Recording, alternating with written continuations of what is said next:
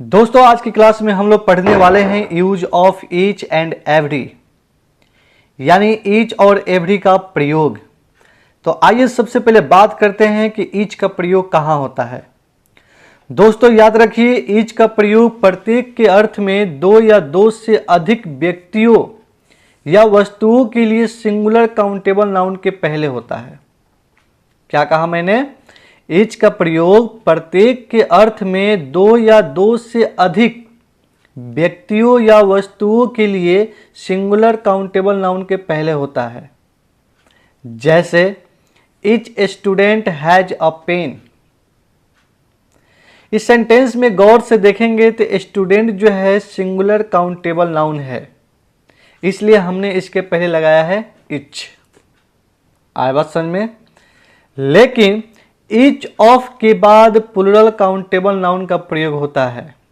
याद रखिए, each of के बाद प्लूरल काउंटेबल नाउन का प्रयोग होता है। जैसे each of the students has a pen. इस सेंटेंस में गौर से देखिए, स्टूडेंट्स जो है आपका प्लूरल काउंटेबल नाउन है, इसलिए इसके पहले हमने लगाया है ईच ऑफ। बात समझ में आ गई? चलिए आगे बढ़ते हैं और बात करते हैं कि एवरी का प्रयोग कहाँ होता है।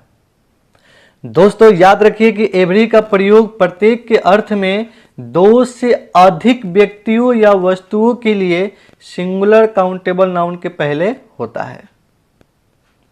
जैसे every boy of this class is handsome.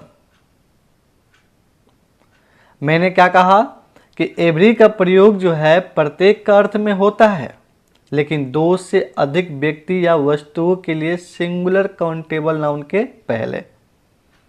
तो गौर से देखिए, सेंटेंस में बॉय जो था ये क्या है आपका सिंगुलर काउंटेबल नाउन है, इसलिए हमने इसके पहले लगाया है एवरी।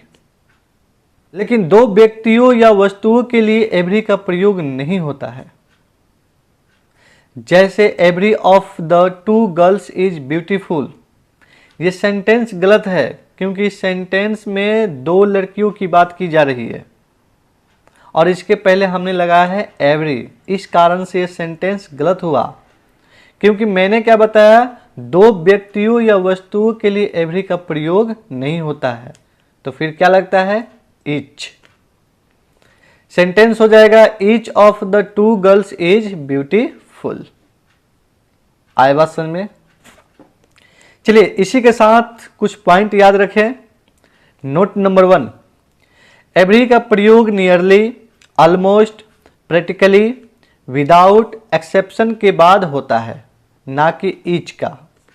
जैसे Manisha has red almost every book she had. ये सेंटेंस आपका सही है, लेकिन Manisha has red almost each book she had, ये सेंटेंस आपका गलत है।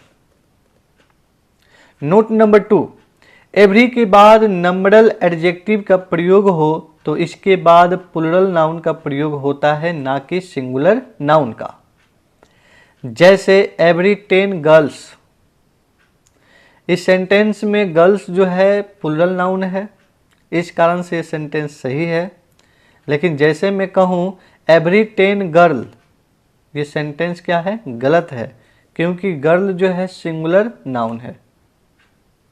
और मैंने क्या कहा कि एवरी के बाद नंबरल एडजेक्टिव का प्रयोग हो तो इसके बाद प्लूरल नाउन का प्रयोग होता है, ना कि सिंगुलर नाउन का। चलिए आगे बढ़ते हैं। अगला पॉइंट ध्यान रखें कि एवरी तथा ईच का प्रयोग सिंगुलर अनकाउंटेबल नाउन के पहले नहीं होता है। सिंगुलर अनकाउंटेबल नाउन के पहले ईच और एवरी का प्रयोग नहीं होता है। जैसे each rice, each milk, every gold, every coffee. ये सारे सेंटेंस सरासर गलत है, क्योंकि राइस, गोल्ड, मिल्क, कॉफ़ी जो है ये सब क्या है? Singular uncountable noun. और अभी आपने जाना कि सिंगुलर अनकाउंटेबल नाउन के पहले एवरी और ईच का प्रयोग नहीं होता है। अगला पॉइंट ध्यान रखें, एवरी ईच का प्रयोग प्लूरल काउंटेबल नाउन के पहले नहीं होता है। जैसे एवरी पेन्स, ईच बॉक्स।